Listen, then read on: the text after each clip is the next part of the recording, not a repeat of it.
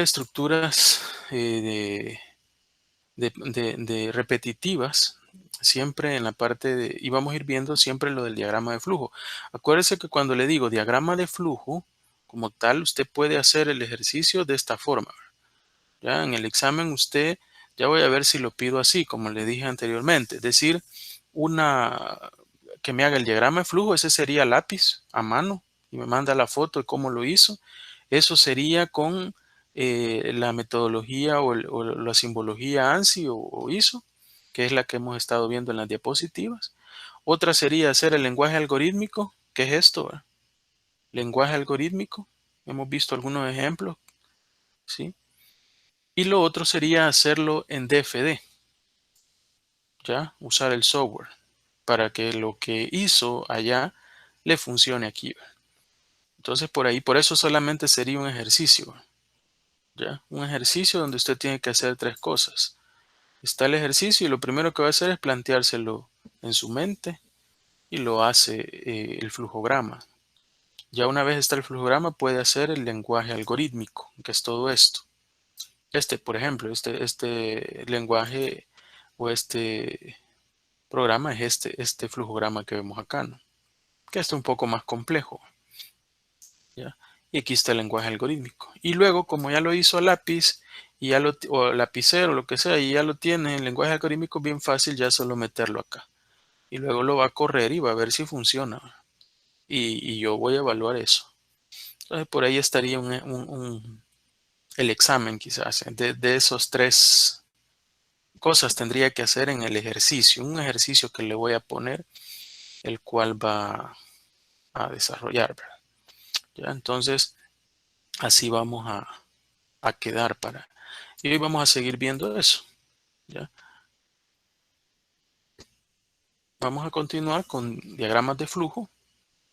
En la última clase hablábamos un poco sobre las estructuras condicionales y mencionábamos las estructuras sí o los condicionales selectivos, ¿verdad? Veíamos que habían selectivos simples, selectivos dobles, selectivos múltiples. Y hablábamos y de lo último mencionábamos y hacíamos el ejemplo de, por ejemplo, en el caso de DFD no teníamos un condicional múltiple, no existe, ¿ya? Y entonces ahí lo que se aplica, les decía, era unos condicionales anidados, es decir, un condicional dentro de otro condicional, ¿ya? Es decir, si cumple esta acción, haga esto. Si no cumple, pase a lo siguiente. Pero lo siguiente es, si cumple ahora esta otra condición, haga esto. Y si no, haga esto otro. Y así se pueden ir poniendo uno tras otro, condicional tras condicional, ¿ya? Y eso lo que genera y lo que se le llama es estructuras selectivas en cascadas o anidadas, es decir, una dentro de otra, ¿ya? Y eso es lo que hace un poquito más complejo. Yo les comentaba también que eso también se aplica, por ejemplo, en el condicional o en el condicional de, de Excel, por decir algo. Ahí también se aplica, ¿no? ¿Ya? En el condicional de Excel básicamente es un condicional anidado porque no es múltiple, puede ser doble o simple, pero puede usted introducir para cualquiera de las dos condiciones, por ejemplo, si es afirmativa o negativa, si es verdadera o falsa, en cualquiera de las dos colocar un nuevo condicional. Entonces ya desde ese momento son estructuras selectivas en cascada o anidadas. Ahí vamos a ver algunos ejemplos. Por ahí. Dice, encontramos numerosos casos en el desarrollo de la solución de problemas en el que luego de tomar una decisión y marcar el camino correspondiente a seguir, es necesario tomar otra decisión. Entonces esa es la característica de una estructura anidada, selectiva anidada. Es decir, usted toma una decisión y se va por un camino, ya sea verdadero o falso, el sí o el no. Pero luego que cualquiera de los dos caminos que vaya, o al menos uno, usted tiene que tomar una nueva decisión. Ya cuando toma esa nueva decisión, es lo que se conoce como estructuras selectivas anidadas. Se señala luego de evaluar las condiciones, las ramas correspondientes a seguir y nuevamente podemos tener que tomar otra decisión. Y eso podría ser la cantidad que yo quisiera, ¿no? Podrían ser que 10 veces, 4 veces, 5 veces, etcétera, ¿no? Con el fin de ir anidando uno tras otro, unos tras otro. Ahora, en programación como tal, sí existe la estructura selectiva múltiple, ¿no? ¿Ya? Pero eso es cuando hay valores específicos, como veíamos en el ejemplo de la clase anterior, donde decíamos, bueno, si el número es 1, haga esto, si es 2, haga esto, si es 3, haga lo otro. ¿Ya? Pero pueden haber situaciones en las que si es 1, haga esto, pero después haga otra pregunta, ¿ya? No necesariamente que sea un número. Si ese número tal o esta respuesta es esto y esto, haga lo otro. Entonces, ahí yo podría anidar y no necesariamente hacer múltiple, ¿ya? Porque es una decisión tomada en función de una respuesta que ya fue afirmativa. En cambio, en la selectiva múltiple son respuestas independientes, ¿verdad? Por ejemplo, el número es igual a 1, a 2 o 3. ¿Ya? Pero en el anidado es, si es igual a 1, entonces ya pasó esa parte. Ahora le hago otra pregunta. Pero toma solo los que son número 1. Ahí ya estoy anidando una tras otra. Es decir, un condicional dentro de otro condicional. El proceso puede repetirse, dice, numerosas veces. En este caso, para resolver, estamos aplicando estructuras selectivas en cascadas o anidadas. Bueno, aquí hay un ejemplo. Ya, aquí hay un ejemplo de estructuras selectivas anidadas. Ya tengo tres números y si mal no recuerdo los debo de ordenar en forma de mayor a menor. Y aquí está el ejemplo. Lo veamos. Dice, dado los datos ABC que representan números enteros diferentes, construye un diagrama de flujo para escribir estos números en forma descendente, o sea, de mayor a menor. ¿Ya? Eso es lo que se pretende hacer. Que usted introduce tres números y luego determine en forma descendente. Recuerde que todos estos ejemplos son ejemplos, tal vez no, son ejemplos pedagógicos. Es decir, no lo que se busca, no, realmente no vamos a hacer ejemplos así, ¿verdad? En la realidad. En la realidad, si usted lo va a aplicar, por ejemplo, en la tarea, ¿verdad? Así como es en la tarea, así lo va a aplicar usted. Pero estos ejemplos son más para pedagógicos con el fin de enseñar o aprender, ¿verdad? Pero, por ejemplo, hacer una aplicación que me ordene tres números no tiene mucho sentido, ¿verdad? O sea, no es tan práctico los ejemplos. Ya en la tarea, por ejemplo, en el examen sí lo vamos a hacer un poquito más práctico. Es decir, relacionado a algún tema de la carrera. ¿Ya? No necesariamente ordene tres números, ¿verdad? Aunque tiene lógica y se aplica la lógica, pero no ese es el fin, ¿verdad? ¿Ya? Entonces dice, bueno, dado tres números, construye un diagrama de flujo para escribir estos números de forma descendente. Entonces ya aquí más adelante se logra ver un flujograma completo ya, ¿verdad? La solución donde siempre en esta metodología, acuérdese que también se lo voy a pedir que lo haga así, ¿verdad? Y se lo va a hacer a pie, lo tiene que escribir y luego enviarme la fotografía. O a no ser que quiera usar algún software para diseño de esto, como Visio, por ejemplo, si alguien lo tiene ya. Pero lo contrario también lo puede hacer a mano. Entonces, por ejemplo, inicio. Luego, ¿qué hace? Esta simbología lo que hace es leer, ¿verdad? Es decir, el software me lee tres variables. Es decir, el usuario ingresa tres datos, tres números enteros, ¿sí? Y él viene y se hace la primera pregunta. Toma dos valores al azar, no necesariamente A y B, pero los toma así. A es mayor que B. Acuérdese que yo lo que quiero es ordenar en forma descendente, es decir, de mayor a menor. A es mayor a B. Si es sí, yo ya sé que A está antes de B, ¿verdad? Pero hago otra pregunta. Si se fijan, aquí ya voy anidando, es decir, un condicional dentro de otro. A es mayor a C. Si es sí, yo ya sé entonces que el primer número que voy a poner en toda la respuesta es A.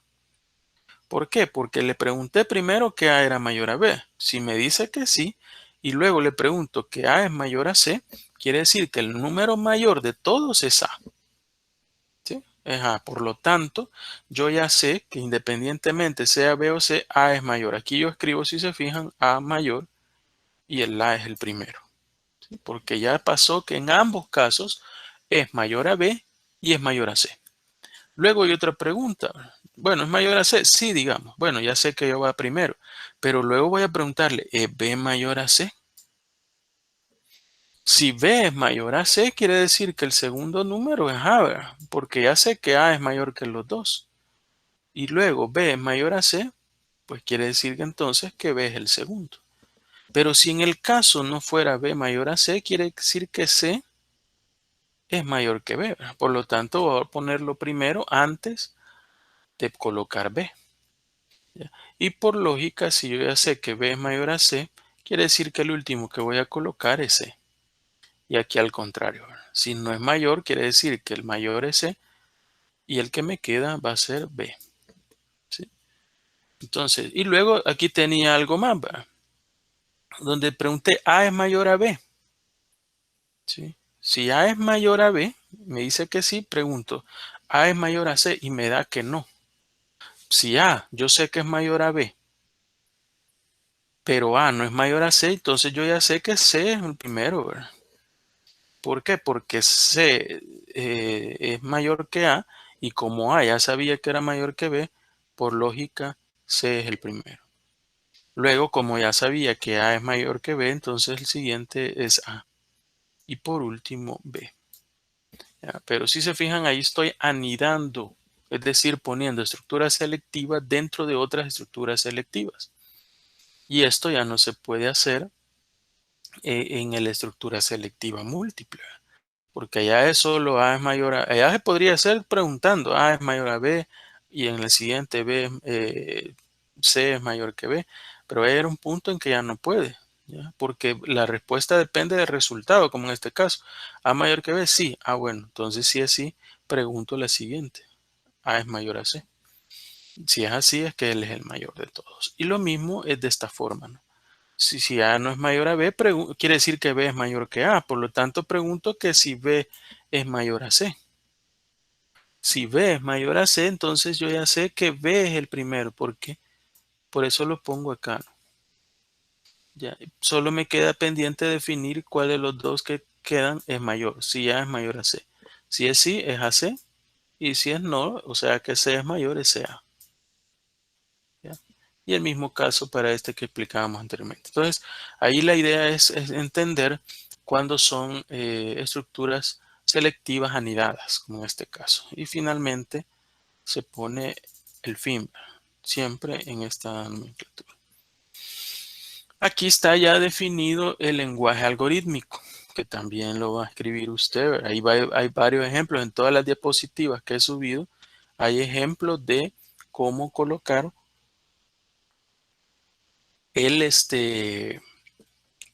lenguaje algorítmico. Primer paso, coloque el nombre de la aplicación, ¿ya? Segundo paso, entre llaves, una breve descripción de lo que hace la aplicación o de qué es lo que pretende realizar esa aplicación. Y luego se va al diagrama de flujo que hizo a pie o a través de un software, ¿verdad? Pero usando la metodología ISO. Y empieza a escribir todo lo que está viendo. Acuérdense que este símbolo es leer, este símbolo es sí, entonces, si no, y nada más, ¿verdad? Ah, bueno, y este que es escribir, ¿ya? No hay hacer, por ejemplo, que es el rectángulo, que es el de las operaciones, no hay hacer, ¿ya? Este, pero sí está en eso. Entonces, eso es lo que yo voy a colocar dentro de mi código. Voy paso a paso. Acuérdense que no pongo el inicio, pero sí pongo esto. ¿Qué símbolo es esto? Es leer, es decir, la aplicación lee ese informe. Entonces yo le voy a poner leer ABC. Y ese debería ser acá, ¿no? Leer ABC, mi primer renglón. Luego me voy de nuevo acá y ¿qué es lo que dice? Ah, hay un condicional, ¿ya? ¿Cuál es el condicional? A mayor que B. Por lo tanto, ¿cómo lo voy a colocar yo en mi lenguaje algorítmico? Si A es mayor a B, entonces, veamos, aquí está, ¿no? Si A es mayor a B, entonces, ¿qué hace entonces? Siempre siguiendo con el flujograma, ¿va? Si A es mayor a B, ya hice esta pregunta, ¿ya? Entonces, ¿qué? Pregunta, ¿va? Si A es mayor a C. Es decir, el siguiente paso es ese. Si A es mayor a B, entonces, ese entonces significa un ciber. Entonces luego sigo y pongo, si A es mayor a C, entonces, ¿ya? Es decir, es el siguiente paso. Si A es mayor a B, si es sí, bueno, entonces, ¿ya? Si A es mayor a C, sí, entonces, y luego el tercero, si B es mayor a C, sí, escribir ABC. ¿Ya? ¿Sí? Si no, escribir ACB. ¿Ya? De esa forma yo voy a ir cerrando cada uno de los de las estructuras, ¿verdad? Entonces dice, si B es mayor a C, lo que decíamos, entonces, ¿ya? Escribir ABC. Si no, decíamos que si no es así, ¿qué iba a hacer? Si no es así, va a escribir ACB. Perdón, ¿qué es esto? No, si no, escribir ACB. Y en ese punto yo tengo, es un cierre de un condicional, ¿no? ¿Ya?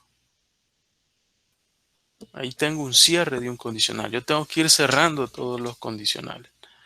Tengo que irlos cerrando. Desde el más lejos hasta el primero, ¿verdad?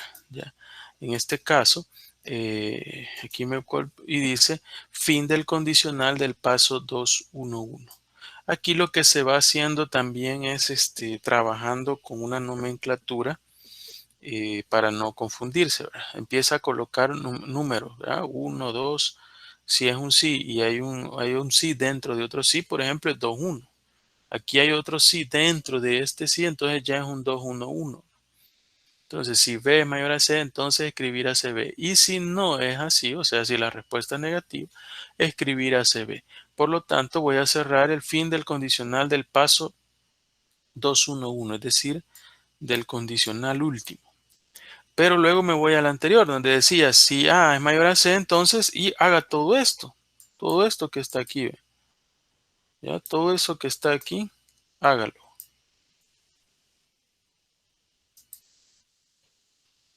No, todo esto. Si no quiere escribir esto, bueno, todo esto que está ahí, hágalo. Pero si no dice, entonces ahí nos vamos a esta otra opción, ¿ve? A esta, ¿no? Si no, ya hicimos todo, sí, sí, ¿verdad? Que es todo esto. Si no, escribirse a B, que es lo que dice acá, ¿no? Ahí está, escribirse a B. Y ya en lenguaje acá dice escribirse a B. Y luego ahí cierro otro condicional. ¿Cuál es el que cerré? Es este, ¿va? Este es el que estoy cerrando. Ese lo estoy cerrando. Entonces, ya aquí sería fin del condicional del paso 2.1, que es este, ¿no? Y luego me voy a este. Por eso se llama en cascada. Si se fijan, viene así en diagonal y va cayendo. Normalmente en programación o en lenguaje algorítmico se dejan una especie de sangrilla, pues, ya, o espacios para diferenciarlo, porque de esa forma usted lo va cerrando. Por ejemplo, el 2.1, si se fija, a este mismo nivel lo cerré, ¿verdad? Con el 2.2. Ya, el 2.1.1 a este mismo nivel de margen, lo cerré con ya, ahí eso me va indicando dónde se cierra cada uno de los condicionales. Aquí cerré el 2.1, aquí está. Luego está el 2, que es el si A es mayor a B, entonces haga todo esto. Pero si no, ahí está. Si no, haga una nueva pregunta. ¿Es B mayor que C? ahí ya estoy, por ejemplo, colocándolo acá, ¿no? Ya me vine para acá. Si no. Y el procedimiento ahí es exactamente lo mismo. Entonces, ¿verdad? Si B es mayor a C, entonces 2, 3, 1 y vuelvo a preguntar. Si A es mayor a C, entonces escribir B, A y C. Si no, escribir B, C, A. Fin del condicional, paso 2, 3, 1. ¿Ya? Eso es esto, ¿no? Esto de acá. Ahí lo estoy cerrando. Igual que acá, ¿verdad? Igual que de este lado. ¿Ya? Entonces esto continúa, ¿verdad? Este lenguaje algorítmico continúa. Si no, dice, escribir BCBA. Fin del condicional paso 2 3 y fin del condicional paso 2. Ahí cierro todos los que tenía abiertos. Decir si A es mayor a C, lo que veíamos acá. Si A es mayor a C, haga esto. Si no, entonces, ¿verdad? Si A es mayor a C, entonces haga esto. Si no, haga esto. ¿Ya? Pero en el caso, el B es mayor a C, no es eso, entonces escriba CBA, ¿ya? Que es lo que aquí veíamos, ¿no? Escribir BAC, escribir BCA, fin del condicional, si no escribir CBA, ahí está. Y luego cierro los condicionales, ¿verdad? Fin del condicional paso 2 3, que es este ya lo había cerrado aquí.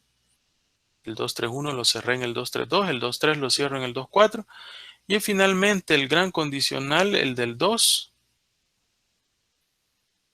lo voy a cerrar aquí en el 3. Fin del condicional paso 2. ¿Sí? Pura lógica de programación. No hay lenguaje de programación. No sé si hay preguntas con esto. Esto es un poquito más complejo, pero no hemos entrado ni a programar, ¿no? Que simplemente estamos entendiendo la lógica y un lenguaje algorítmico, que es el siguiente paso para el paso anterior, digamos, para el siguiente paso va a ser ya usar un lenguaje de programación. Al menos vamos a usar los básicos Visual Basic aplicaciones para Microsoft Excel. No sé si hay preguntas a lo que hemos visto, no se ha entendido nada. Está todo claro. En el examen vamos a ver, va. Ahí vamos a ver en el examen. Pero me imagino que el silencio es que está todo clarísimo. Vamos, este está un poco complejo. Créanme que no le voy a poner un ejercicio así tanto por ejemplo, aquí lo complejo son los anidados. Eso creo que es lo que confunde, los anidados. Ya, créame que no le voy a poner algo así tan exagerado, porque le voy a poner uno donde lleve todo.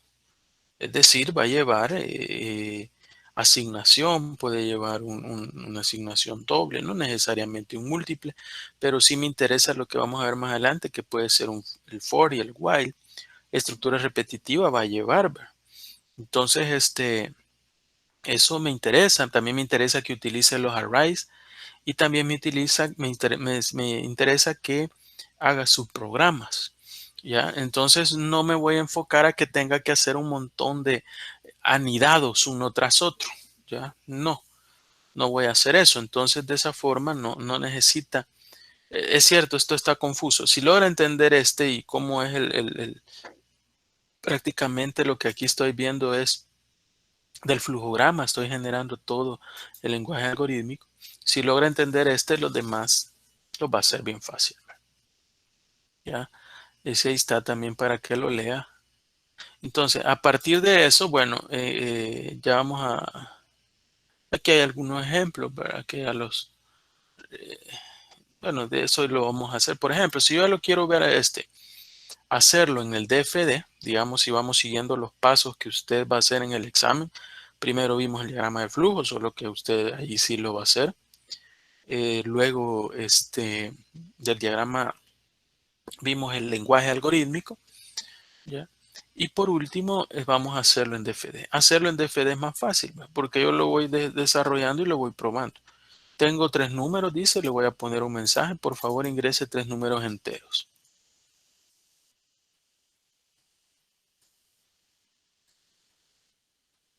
por favor ingrese 3 números enteros. Luego le voy a dar el símbolo para que ingrese los 3 símbolos enteros. Yo igual les voy a llamar A, B y C para hacerlo más entendible con el ejemplo. Inmediatamente el usuario metió los 3 números, le voy a consultar lo mismo que hemos venido haciendo allá. A es mayor a B.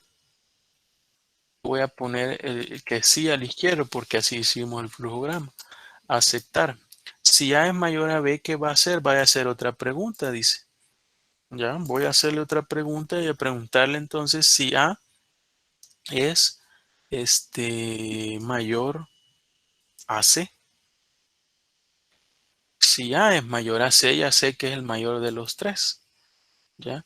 Por lo tanto, ya solo me quedaría saber, por ejemplo, si pero esto no le cambié, miren, ojo con eso. Lo voy a pasar al lado izquierdo para que todos vayan como lado izquierdo, los sí. Eso no es necesario. Usted lo puede trabajar al otro lado. Yo en lo personal porque ya me acostumbré a poner de esa forma, pero no es necesario. Perfectamente lo puede trabajar al otro lado. Entonces dijimos, si A es mayor a B, bueno, sí, ya lo sé, bueno, sí. Si A es mayor a C, ya sé entonces. Entonces, ¿cuál es la única pregunta que queda? Aquí voy a colocar otra, igual izquierda positivo, y entonces voy a preguntar si B es mayor a C. Le voy a dar a aceptar. Y ahí está, ¿verdad? Si A es mayor a B, si A es mayor a C, quiere decir que A es el mayor de todos. Por lo tanto, si es así, solo pregunto si B es mayor a C. Si B es mayor a C, voy a escribirlo ya de una sola vez. ¿Va? Este programa lo voy a hacer así rápido. Si yo sé que B es mayor a C, ¿qué voy a mostrar? Voy a mostrar A, luego voy a mostrar B y luego voy a mostrar C. Yo sé que ya A es el mayor, pero luego B me pregunta que es igual a C, si es mayor a C, y entonces yo le digo que sí. Por lo tanto, me va a escribir ya A, B, C. Pero ¿qué pasa si es no? Si es no, yo ya sé que A es el mayor. Voy a escribir A, pero aquí va a ser C, B.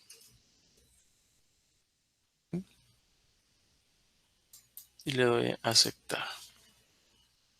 Luego lo mismo para este. Por ejemplo, si es sí, y luego aquí A es mayor a B, sí. Bueno, si A es mayor a C, me dice que no, quiere decir que C es mayor que A. Pero como ya dijimos que A es mayor que B, por lo tanto, si C es mayor a A, quiere decir que el primero que va a mencionar es C. C, A, B. ¿Sí? Y ahí tengo ya esas tres opciones, ¿verdad? Tres opciones. Es lo mismo que hemos venido haciendo acá, ¿verdad? El mismo ejemplo exactamente lo mismo, si se fija.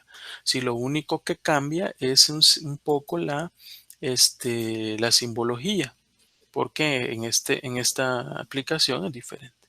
Bueno, entonces en el caso A es mayor a B, no, quiere decir que B es mayor. Entonces, ¿qué le voy a hacer? Le voy a preguntar entonces, ya, le voy a preguntar, siempre voy a manejar a la izquierda el sí.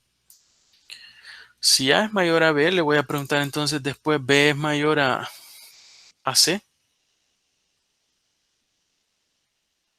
Porque si B es mayor a C y A no es mayor a B, quiere decir que el primero es B.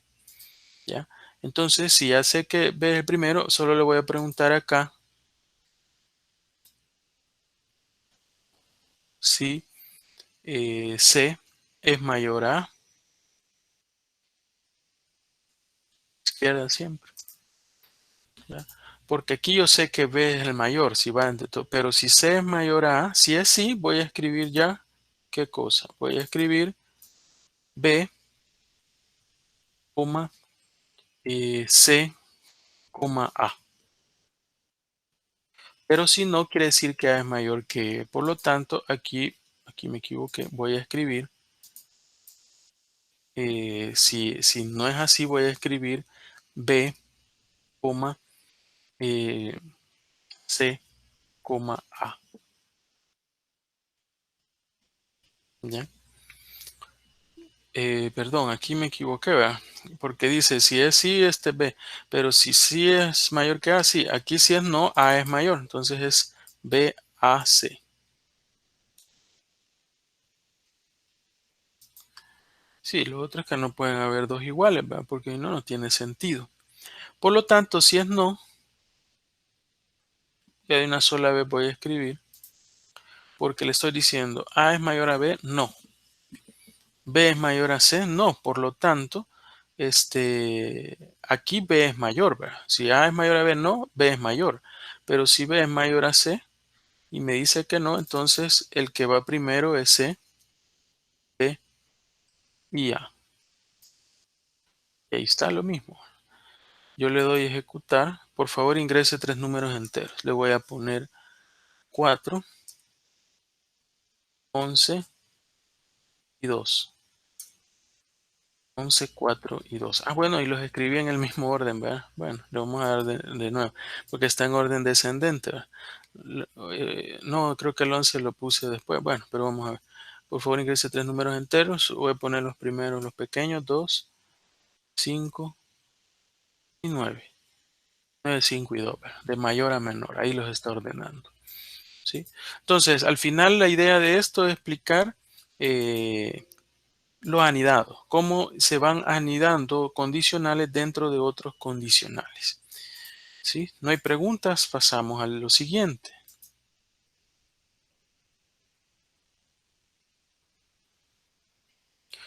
Bueno, aquí hay otro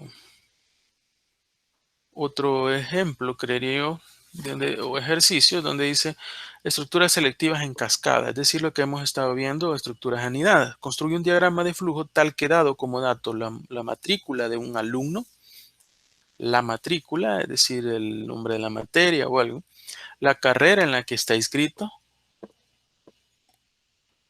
su semestre y su promedio, determine si el mismo es apto para pertenecer a alguna de las facultades menores que tiene la universidad. Si el alumno es aceptado teniendo en cuenta las especificaciones que se listan abajo, se debe imprimir su matrícula, carrera y la palabra aceptado. Especificaciones para pertenecer a las facultades son, si es economía, debe ser el semestre mayor a 6 y un promedio de mayor a 8. Bueno, ahí están las diferentes opciones que yo tendría que colocar para que cumplan, ¿verdad? Dependiendo de la facultad. Bueno, este ejercicio lo pueden hacer ustedes en su casa como práctica. Es muy común, dice, encontrar en la práctica. Ahora vamos a ver estructuras selectivas o algorítmicas repetitivas. Perdón, estructuras ya no son selectivas, sino repetitivas. Es muy común encontrar en la práctica algoritmos cuyas operaciones se deben ejecutar un número repetido de veces. Eso es lo importante. Acciones, órdenes que se ejecutan muchas veces. Si bien las instrucciones son las mismas, los datos sobre los que se opera varían. ¿Ya?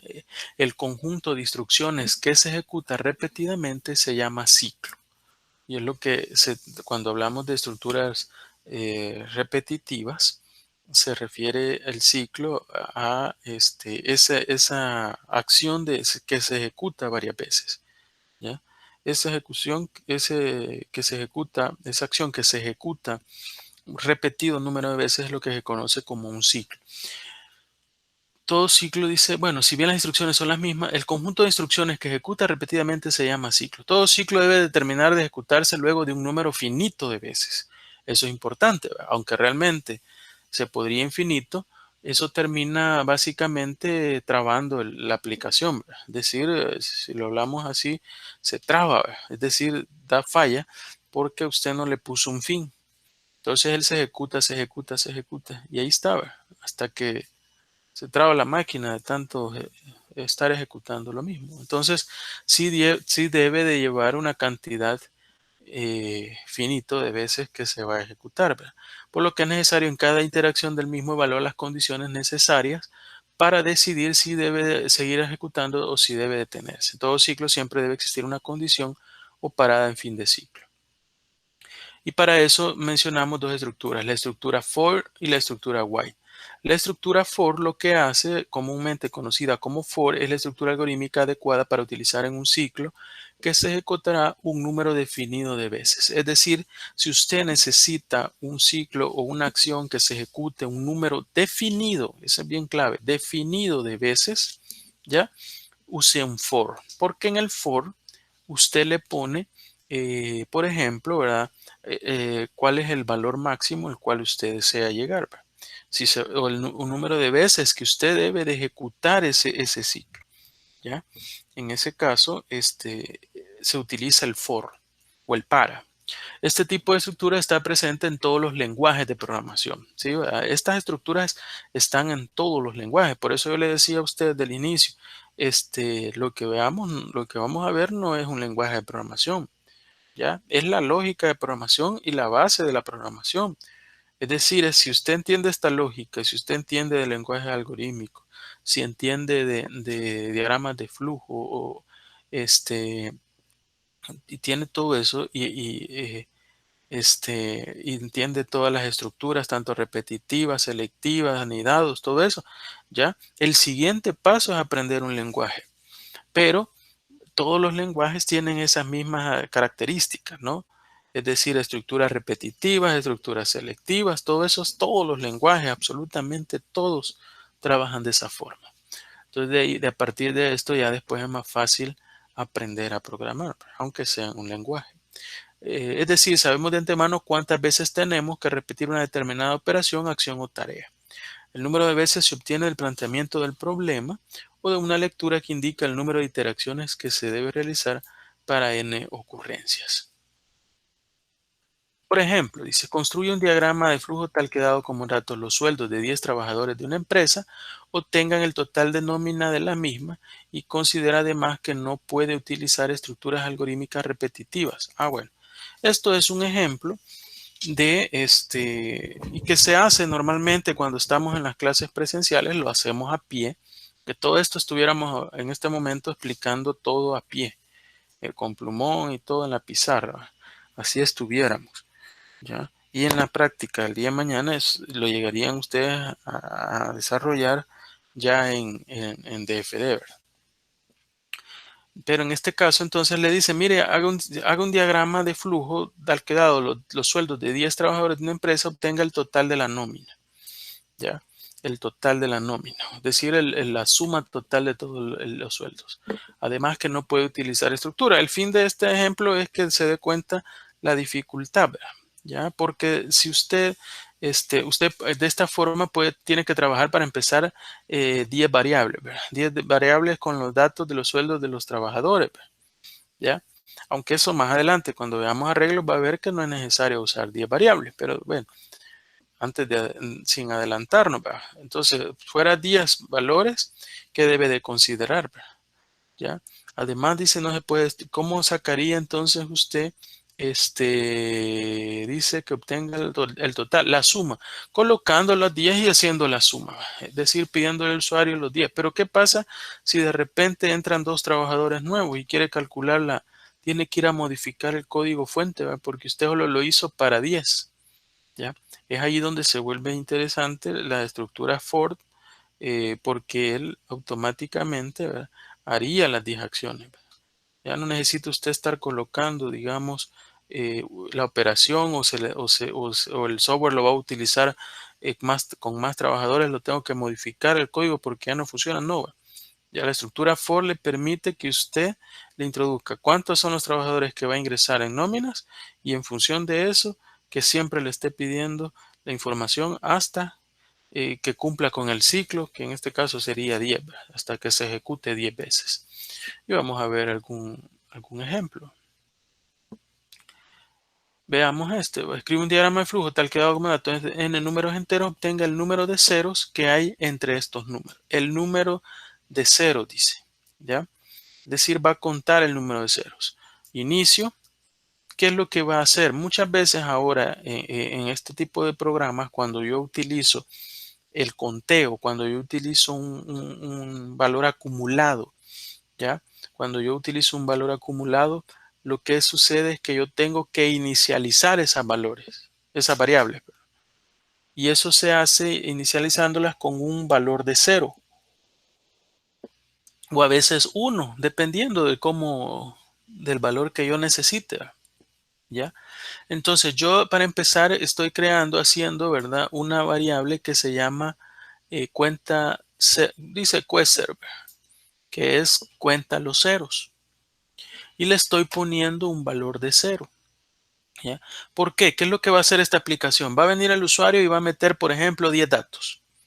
Dentro de esos 10 datos, por decir algo, hay 3 datos que llevan cero. Es decir, es cero, digamos. Por decir algo, él mete 8, 4, 3, 0, 5, 7, 0, 0, 2, 3. Ahí metió, por decir algo, 10 números, ¿ya? Pero de esos, ¿cuántos ceros son? ¿Ya? Entonces yo los debo de ir contando. Entonces el for se va a ejecutar el número de veces que usted, o el número de números que usted ingrese. Es el número de veces que se va a ejecutar, ¿ya? Pero cada vez que se vaya ejecutando y pase sobre el for, se va a ir incrementando ese valor. Entonces, por ejemplo, aquí le dice puede ser, es decir, creo una variable y le asigno el valor de cero, la que me va a contar el cero, lo tengo que inicializar. Luego el usuario me va a meter el número de enteros, ¿ya? El número de enteros, el cual va a ingresar, por decir algo, podrían ser 10 enteros, 10 números. Luego estoy inicializando otro valor que es el i. Cuando hablo de estructuras repetitivas en los for se utiliza bastante el i, ¿ya? El i lo que hace es inicializarme o decirme desde dónde va a partir la estructura for. Ya vamos a ver en DFD que eso no se hace, pero cuando estoy a través de un flujograma de esta forma y en programación, sí tengo a ley que definir y establecer el valor de i. En este caso, un valor de 1. Ya va a ver por qué. ¿Ya? Luego vengo y dice aquí el símbolo para representar una estructura for, si se fijan, es igual a la del rombo de los números, perdón, de las selectivas, pero lleva aquí una rayita doble. Este es para lo que vayan a hacer a pie, ¿sí? Las estructuras repetitivas for, ¿ya? Y lo que hace es que me pregunta si i es menor o igual a n, ¿ya? ¿Qué es i? I es igual a 1, ¿ya? Pero n es el número de valores que yo voy a meter. Por ejemplo, yo quiero meter 5 números enteros, ¿ya? Para determinar cuántos de allí, en esos 5 que yo introduzco, son ceros, ¿sí? Entonces, de esos números enteros, yo tengo que correrlo entonces 5 veces el for. Y lo primero que me pregunto es, ¿i es menor a n? No, ¿verdad? ¿Cuánto vale i en este momento? En este momento i yo lo inicialicé con 1. Si yo aquí lo inicializo sin ningún valor de nada, es decir, aquí lo uso sin ningún valor, me va a dar error, ¿ya? N, si se fija, ya el usuario le ingresó un dato.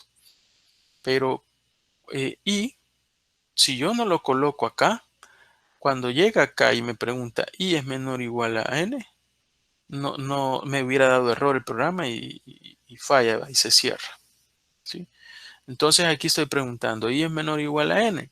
Quiere decir, 1 es menor o igual a n. Y, perdón, es menor o igual a n, ¿sí? Si es sí, en este caso, si es sí, como lo es, ¿verdad? Porque el caso es 1, ¿qué hace? Le pide al usuario que ingrese el número, ¿ya? Que el usuario mete el número. Un número cualquiera. Acuérdense que estamos metiendo, por ejemplo, 5 enteros. Y pregunta luego, ¿es el número que ingresó igual a 0? ¿Ya? Si es sí, lo que hace es crear una cuenta donde lo va contando. Si se fija, se llama el mismo nombre. Quasar, ¿a qué va a ser igual? A Quasar más 1. ¿Cuánto inicialicé yo Quasar? Quasar lo inicialicé con 0 arriba. Por lo tanto, la cuenta de 0 dice que es igual a 0 más 1. Quiere decir que cuenta de 0 en este momento vale 1. ¿Ya? Porque es el primero que metí. Si es sí, digamos, el valor primero que metí era 0. Y luego, ¿qué hace? Si es no, o sea, si no es 0, no lo cuenta, mire. El cuenta de 0 no pasa por ahí. mejor se viene para acá. Y luego viene esto que se hace mucho en programación cuando son las estructuras selectivas, perdón, repetitivas for, en las cuales yo al i le doy un incremento. Es decir, y acuérdense que yo voy a pasarlo 5 veces. Necesito que este ciclo se ejecute 5 veces. ¿Ya? Este ciclo yo lo necesito 5 veces que se ejecute. 5 veces. ¿Ya? Y con esas 5 veces yo voy a poder ingresar esos números. Es como un ciclo que se va a estar ejecutando 5 veces. Entonces, la siguiente, i es i más 1. ¿Y cuánto valía en este momento? Valía 1 más 1, 2. Viene acá y hace la nueva pregunta. ¿Es 2 menor que n? Sí, ya vamos la segunda vez. ¿El número que va a meter? Ah, hoy sí voy a poner un 0. Bueno, entonces lo voy a colocar acá y cuenta de 0 va a ser igual. Si no había contado ninguno, a 0 más 1. Pero si ya hubiera contado alguno, si el primero fue 0, este va a tomar el valor último de la variable quasar. Es decir, se va a venir hacia acá, ¿ya? Con el valor de 1 que tenía. Por lo tanto, si llega a pasar la segunda vez, va a preguntar, ¿es el número igual a 0? Si es sí, entonces la cuenta de ceros es igual a 1 más 1. Porque ya tenía el valor de 1. Entonces eso se hace en 2. Y así sucesivamente, 3, 4, la quinta, ¿ya? Y en la quinta vuelve a dar porque dice 5 va a ser menor o igual a 5. Sí, vuelve a ejecutar la última vez. En la siguiente que vuelve a sumarle 1 y lo hace 6. En la 6 va a preguntar, ¿6 es menor o igual a n? No. Ah, bueno, se sale entonces de la repetitiva. Solo ejecutó 5 veces. Y luego viene él imprime la cuenta de ceros. ¿Sí? Ya vamos a hacer algo de esto allá, ¿sí? Con la estructura repetitiva. Voy a borrar esto y veamos eso de las cuentas de cero. ¿Ya? Veamos lo que es cuenta de cero. Para empezar, allá inicializábamos algunos valores. ¿Ya? Por ejemplo, le poníamos cuenta de cero, yo lo inicializaba con un valor de cero. Luego le voy a mandar un mensaje donde dice ingrese el número de datos que quiere evaluar, es decir, el número de valores que yo quiero ingresar. ¿Ya? Y aquí vamos a meter un valor donde yo le voy a poner n, es decir, el número eh, de números, valga la redundancia, es decir, la cantidad de números que yo deseo meter. Puede ser que yo desee meter 10 números, ¿ya?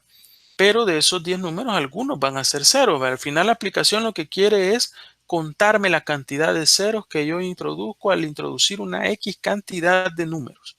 ¿Ya? Entonces aquí le pongo el valor de n. Ingresa el número de cantidad o de número de, ¿qué decía? De datos que quiere evaluar. ¿Ya? Y viene aquí el usuario mete el n. Luego que ya metió el n, vamos a hacer la estructura for, pero aquí es un poco diferente. Es más fácil. Mire, se va aquí donde está el signo de interrogación, está el ciclo mientras, y aquí dice un ciclo para, muy similares, ¿verdad? Pero tiene una i y tiene un 2, y es la clave del famoso i, ¿verdad? Entonces yo le voy a dar acá y la voy a traer para acá. Y ya me aparece ahí donde dice para, ¿ya? Y el cierre, todo lo que esté adentro, entre el para y el cierre, entre el para y el cierre, todo lo que esté ahí está dentro de mi estructura for, es decir, se va a repetir el número de veces que yo le indique. ¿Ya? Se va a repetir el número de veces que yo le indique. Yo le doy un doble clic acá y le voy a poner acá un valor, ¿ya? Un valor. Es decir, un valor de una variable, ¿ya? En este caso, para la variable n, perdón, no, ya le había puesto n, ahí le voy a poner i para la variable i. En este caso, yo le pongo desde qué número deseo iniciar, es decir, desde el valor 1 hasta cuál quiero llegar, hasta el valor n, que es el número del número de datos que voy a ingresar. Y este último valor es el incremental. Cada vez que se ejecute, cuántas veces, cuánto quiero yo que se incremente. Si se fijan, aquí no tengo que estar poniendo la inicialización del i y no tengo que estar colocando tampoco esa suma de i o el incremento. Él automáticamente me lo hace. Pongo para la variable i. Aquí en la primera casilla es desde qué número inicio, en este caso desde 1. Luego, hasta qué número voy a llegar, es decir, hasta n, es decir, hasta el número de datos que voy a ingresar y cuánto quiero que se vaya incrementando cada vez que pase por ahí. Va a ir incrementándose de uno en uno. El 1, el 2, el 3, el 4, así, ¿no? El número de veces hasta llegar a el número que el usuario ingresó. Entonces yo le voy a dar a aceptar y todo lo que ponga allá adentro me va a colocar.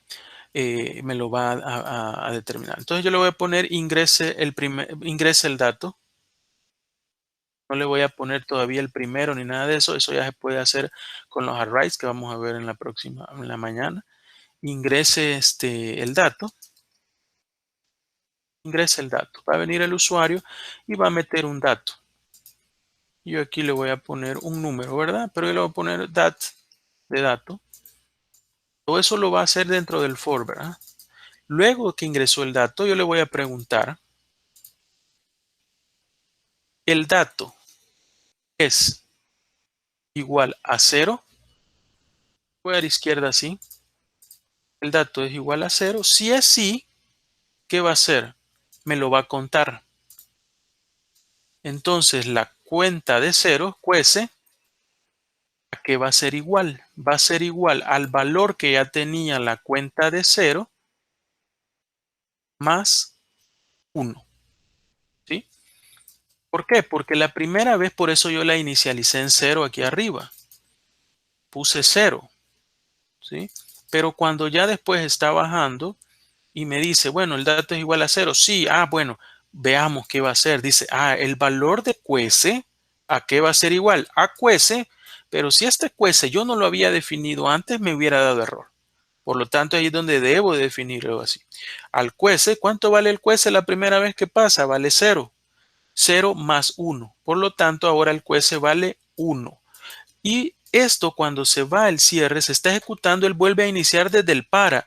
Y se viene al cierre y se viene al para y se viene al cierre y se viene al para. Eso es el ciclo, no llega aquí arriba. Ya, esto ya lo ejecutó. Esto de arriba ya lo ejecutó. Lo que ejecuta en ese momento es todo lo que está en el para. Por lo tanto, el valor de cuece es el último que me va quedando. En este caso vale 1. Si yo sigo ingresando un dato y que no es 0, se viene para acá. Pero como sigue corriendo y viene otro y llegó y que metí otro 0, sí, entonces lo mete aquí. ¿Cuánto va a ser el nuevo valor de cuece? Va a ser lo que valía ahora, que ya no era 0, sino que valía 1, más 1. Ahora cuece, la cuenta de 0 valen 2. Ya llevo 2 ingresados. ¿Ya? Y así sucesivamente. Lo vamos a ver acá. Si no es, si no es, no lo cuenta, ¿no? Si no es, no lo cuenta. Y luego cuando se cierre todo esto, ¿qué voy a hacer yo? Yo solo voy a poner el número de ceros y le voy a poner aquí el número, perdón, vamos a cambiar las letras. El número de ceros ingresados es dos puntos, espacio, cierro comilla, coma y aquí cuece. Así le llamé a la variable. Le doy a aceptar. No sé si así le llamé arriba. Eso hay que tener cuidado. Cuece. No, miren, ojo. Le había puesto cuecer. Me iba a dar error. Le voy a borrar la R más fácil porque a los demás creo que todos les puse cuece. Ahí hay que tener cuidado siempre con eso. Aquí le pongo cuece, cuece, está bien. Y aquí dice que va a imprimir cuece. Ok. Veamos, entonces probémoslo. Vamos a probar, lo vamos a ejecutar, a ver si no da error. Ingresa el número de datos que quiere evaluar. Yo voy a probar con 10 datos. Ingrese el dato. Voy a ingresar un primer dato y va a ser el número 4. Ingrese otro dato. Voy a poner un 7. Ingrese otro dato. Hoy voy a poner un 0. Ojo, ya llevo uno. Vayan contándolo a ver si pega. Ingrese otro dato, voy a poner un 2. Ingrese otro dato, voy a poner otro 0. Ingrese otro dato, voy a poner un 1. Ingrese otro dato, voy a poner otro 0. Ingrese otro dato, voy a poner un 3. Ingrese otro dato, un 9. ingrese el dato, otro 0. El número de ceros ingresados es 4. Para los que llevaron la cuenta, ahí estaba. 4 ceros ingresados. Continuar, aceptar. Ahí se ejecutó ya. Y eso es la estructura for, ¿ya? Es decir, se ejecuta el número de veces. Pero aquí lo importante es entender esto. Es decir, para una variable y normalmente se ocupa. ¿Ya? ¿Desde dónde voy a empezar? Desde 1 hasta el número de veces que yo quiero ingresarlo, que en este caso, ¿cuántos datos quería ingresar? 10. Por lo tanto, quería que 10 veces me preguntara esa aplicación que ingrese los datos, ingrese el dato, ingrese el dato. Ya más adelante va a ver que vamos a poder hacer cuando usemos array mañana, por ejemplo, que le diga ingrese el dato 1, ingrese el dato 2, ingrese el dato 3. Y los array para eso me sirven. Los array me sirven para guardar los datos, porque aquí si se fijan sobre cuece cada vez se va cambiando y los datos cada vez que pasa sobre el for se borra el dat anterior, ¿sí? Se borra el dat anterior, se borra. Es decir, se pierde esa información, ¿ya? Se pierde, es decir, sobre el siguiente for el nuevo dat es el valor que el usuario ingresó, ¿ya? Para eso se usan los arrays y es lo que vamos a aprender mañana. Es decir, yo entre paréntesis le pongo el DAT y cada vez que paso el DAT 1, el DAT 2, el DAT 3, el DAT 4 y entonces al final el programa me deja guardado los 10 DATs. ¿Ya? Y yo los puedo usar cuando yo quiera. ¿Sí? Claro, en este programa que es DFD no tengo que cerrarlo, porque si yo lo cierro, no es que me lo guarde en memoria, me lo guarda en memoria mientras lo estoy ejecutando para el DFD. Pero en la realidad puedo tener una base de datos o algo donde guardo los datos. Pero en este caso solo mientras está abierto. Una vez yo cierro todo el programa, se borra toda la información. Y esa es, por ejemplo, una estructura for. No sé si hay preguntas de la estructura for. Si se fijan, es más fácil en el DFD que a pie, ¿verdad? Es más fácil. ¿Hay preguntas? ¿Se entiende? ¿No se entiende? ¿Todo claro?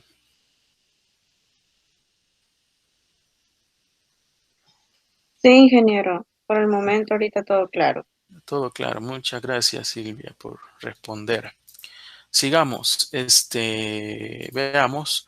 Esto es, bueno, y aquí está el ejemplo de el lenguaje algorítmico. Siempre, como les he dicho, primero ponga un nombre de la aplicación, cuenta ceros. Entre llaves, una breve explicación de qué es lo que hace ese flujograma o ese algoritmo.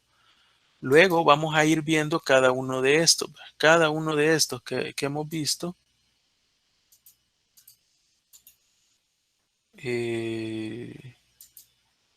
Cada uno de estos que hemos ido viendo, vamos a irlo colocando. Por ejemplo, este cuadro, este rectángulo, ¿qué es lo que hace? Es hacer. Este que está inclinado o con forma diagonal, ¿qué hace? Eso es leer. Cuando está el símbolo este de como que es de documento, ¿qué hace al final? Eso es escribir. ¿Sí? Son las tres que se colocan en el lenguaje algorítmico. ¿Sí? Y luego acuérdese de poner y de aprenderse, o bueno, usted va a tener incluso a la mano las diapositivas para ver cómo es el lenguaje algorítmico. Mucho más fácil, ¿verdad? Cuando estamos allá es a pie, ¿verdad? Todo a pie y ahí es lo que se aprendió, ¿verdad? ¿Ya? Aquí no, ¿verdad? Entonces usted hasta va a tener las diapositivas para ver qué es lo que se pone. En todo caso, no está de más aprendérselo para hacerlo más rápido, ¿verdad? Porque de lo contrario, por eso no alcanza el tiempo, por andar buscando las diapositivas donde está la clase o el video. ¿Va? A esa hora del examen, viendo el video de YouTube, ahí me crecen las vistas casualmente en la hora esa del examen. Entonces, es mejor verlo antes para no perder el tiempo en eso. Pero entonces, en función también, ya vimos, por ejemplo, el sí entonces, lo que son los condicionales, ¿verdad? Igual hay una nomenclatura para este. Entonces dijimos, para empezar, hacer, ¿verdad? Hacer puede ser cero. Luego sería leer n. Luego hacer I1, ¿sí? Eso sería la primera, ¿no? Si se fijan, aquí está, ¿ve? Hacer puede ser 0, leer n, hacer i igual a 1. Y en la estructura repetitiva for, cuando yo la voy a iniciar ya con este rombo con una rayita, ahí sí yo le pongo repetir con i, que es la variable que yo he usado. Si se fijan, i menor igual a n, es la primera que uso en ese condicional de cumplimiento, ¿verdad? Repetir con i desde 1 hasta n, ese 1 es en función del valor que yo lo inicialicé, antes, desde 1 hacia n, ¿sí? Y le pone todo lo que va a hacer dentro de ese repetir. En este caso, ¿qué es lo que hacíamos dentro de ese repetir? Era, por ejemplo, un leer num y luego un condicional, ¿verdad? Si num es igual a 0, ¿ya? Entonces, hacer cuecer más 1, ¿ya? Y si no, entonces hacer el i más i 1, más 1. Ya no veo.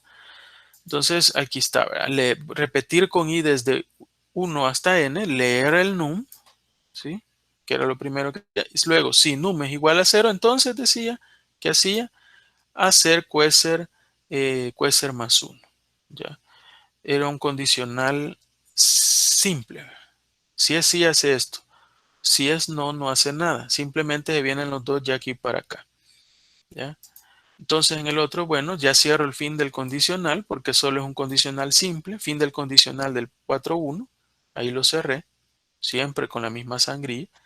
Y luego sigo poniendo el hacer y más 1, que es donde le aumento el contador, lo incremento. Luego, fin del ciclo del paso 4, que ese es el repetir, también aquí es fin del ciclo del paso, no es como el otro que es fin del condicional del paso, aquí es fin del ciclo. Y finalmente hace un escribir quecer. Ese es el lenguaje algorítmico, ¿ya? Lenguaje algorítmico. Usted lo que tiene que hacer en esto es, bueno, como le digo yo, si puede, la mejor manera es aprendérselo. Por ejemplo, eso de hacer leer y escribir, eso no es necesario aprendérselo. Ya por la retentiva que tiene, hoy se le quedó. Ya mañana no se le ha olvidado, ni para el examen. Pero sí se le puede complicar o confundirse un poco, por ejemplo, en el repetir con i desde 1 hasta n. No siempre va a ser así, ¿va? Porque usted quisiera usar otra variable que no se llame i, sino que le quiere poner x, le pone x. Y el n no necesariamente va a ser esa variable, ¿va? Y no siempre va a ser de 1, ¿ya? Dependiendo, ¿va? Pero sí la estructura repetir con desde hasta. Eso sí, repetir con desde hasta. Esa es la estructura, ¿no? De for. Y luego el fin del condicional que siempre debe tener, pero en este caso también el fin del ciclo que lleva el repetir. Ya es ¿no? Quiero ver si lo puedo marcar. No sé por qué no me lo marca. Bueno, pero sí tengo que cerrar todas las estructuras repetitivas y selectivas. ¿Ya? Y luego también está el famoso while. El famoso while es un ciclo también, con la diferencia que el while yo no sé cuántas veces quiero que se ejecute. Yo no sé el número de veces y eso va a depender de alguna condición que se cumpla. La estructura algorítmica, mientras comúnmente conocida como while, es la estructura adecuada para utilizar en un ciclo cuando no sabemos el número de veces que se ha de repetir.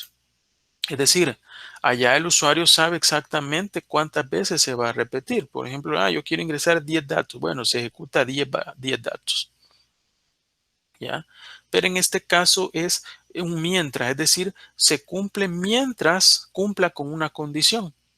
Pero yo no sé en qué momento no la va a cumplir o cuándo ya no la quieren cumplir. Por lo tanto, pueden haber veces que se ejecute más veces que otras, ¿ya? Pero es el mismo usuario que a través del ingreso de alguna información va a generar que cumpla o no la condición y se deje de ejecutar. Por ejemplo, supongamos que tenemos que obtener, dice, el total de una serie de gastos, pero no sabemos exactamente cuántos son. o cuántos tenemos que sacar el promedio de calificaciones de un examen, pero no sabemos precisamente cuántos alumnos lo aplicaron. Dice. En la estructura mientras o while se distinguen dos partes. Hay un ciclo, que es un conjunto de instrucciones que ejecutarán repetidamente, eso está claro, y hay una condición de terminación, es decir, hay una condición que una vez ya no se cumple, se acaba. La evaluación de esta condición permite decidir cuándo finalizará la ejecución del ciclo y las condiciones se evalúan al inicio del mismo, ¿ya? Cada vez que yo voy a ponerlo. Y por ejemplo, aquí hay un ejemplo. Dice, supongamos que debemos obtener la suma de los gastos que hicimos en nuestro último viaje, pero no sabemos exactamente cuántos fueron.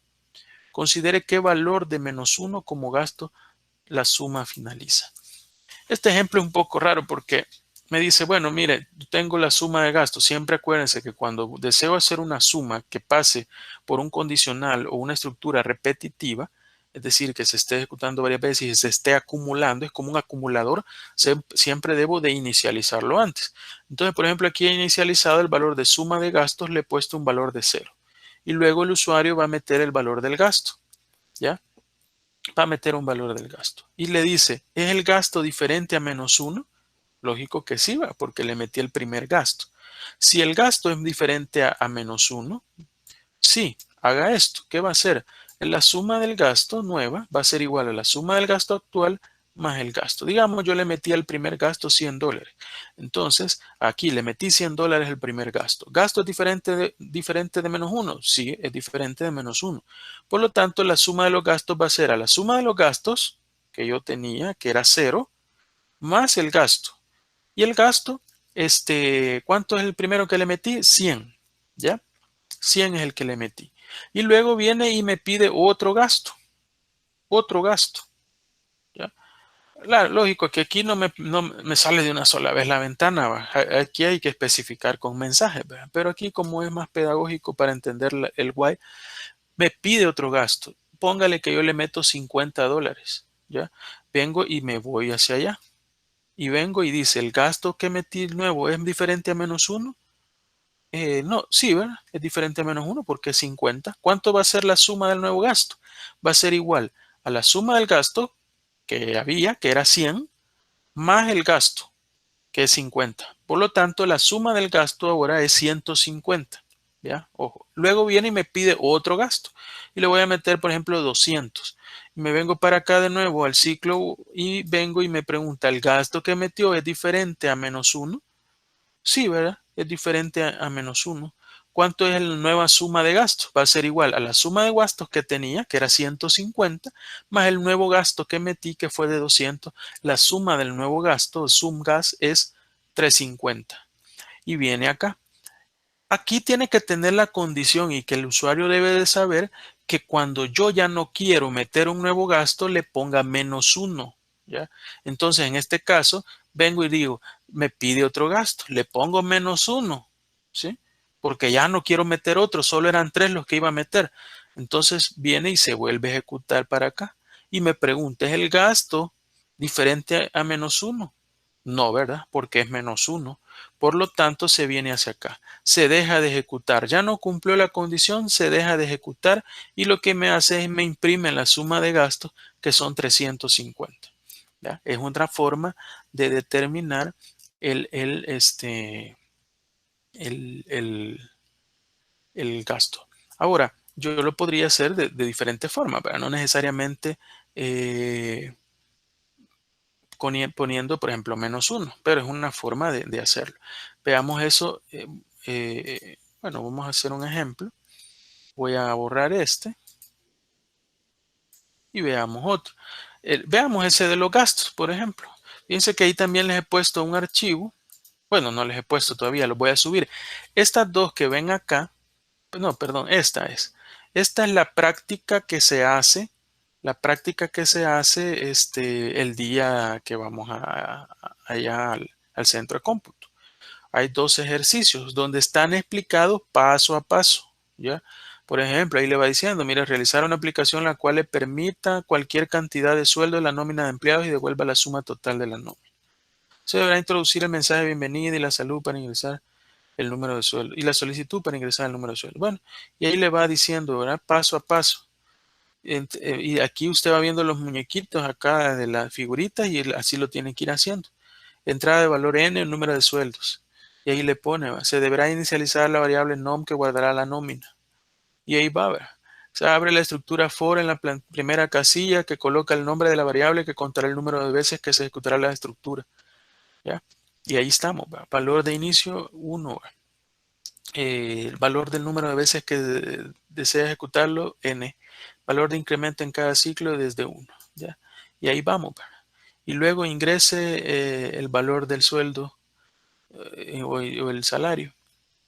Y así, y ahí va paso a paso hasta que la ejecuta. Luego hay otro ejemplo de la estructura while que ustedes también tienen que ejecutar.